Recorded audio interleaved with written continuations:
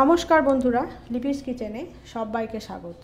আজকের রেসিপি এঁচোড় চিংড়ি। এঁচোড় চিংড়ি করার জন্য এখানে আমি কড়াইয়ের মধ্যে সর্ষের তেল দিয়ে দিয়েছি পরিমাণ মতো।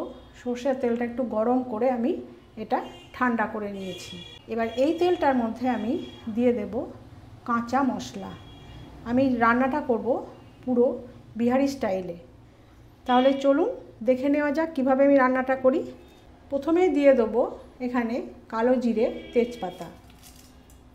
তারপরে দিয়ে দেবো এই মশলাটার মধ্যে আছে টমেটো বাটা, মানে টমেটোটাকে একটুখানি গ্রেট করে নেওয়া হয়েছে, পেঁয়াজ কুচোনো, একটা ছোট পেঁয়াজ, রসুন, আদা, এগুলো কিন্তু সবই গ্রেট করে নেওয়া। তাহলে এই মশলাটা আমি তেলের মধ্যে দিয়ে দিচ্ছি।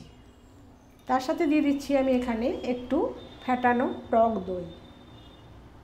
আর দিয়ে দিচ্ছি এখানে গুঁড়ো মশলা বলতে এখানে আছে কাশ্মীরি লঙ্কার গুঁড়ো, সামান্য হলুদ গুঁড়ো হাফ চামচ মতন, স্বাদ অনুযায়ী লবণ, আর এখানে আছে হাফ চামচ মতো জিরে গুঁড়ো।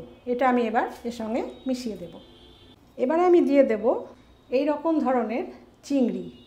এই চিংড়িটা আমি ছোট ছোট পিস পিস করে কেটে নিয়েছি। এবার আমি এর সঙ্গে মিশিয়ে দেব। এভাবে আমি কেটে নিয়েছি। এবারে দিয়ে দেবো এখানে সামান্য একটু ঘি, আর দিয়ে দেবো এখানে একটুখানি কাঁচা লঙ্কা আর একটু গুঁড়ো গরম মশলা। এবারে আমি দিয়ে দেবো এখানে এঁচোড় আর আলু। এখানে কিন্তু কোনো নুন দিইনি, শুধুমাত্র একটু হলুদ দিয়ে একটু সেদ্ধ করে নিয়ে জলটা ফেলে দিয়েছি। এবারে এইটা আমি এর সাথে মিশিয়ে দেব। এবার পুরোটা আমি একটু হাত দিয়ে মেখে নেব।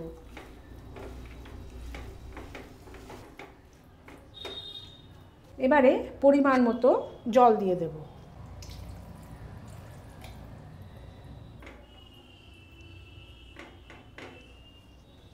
আমি গ্যাসটা ধরিয়ে দিলাম।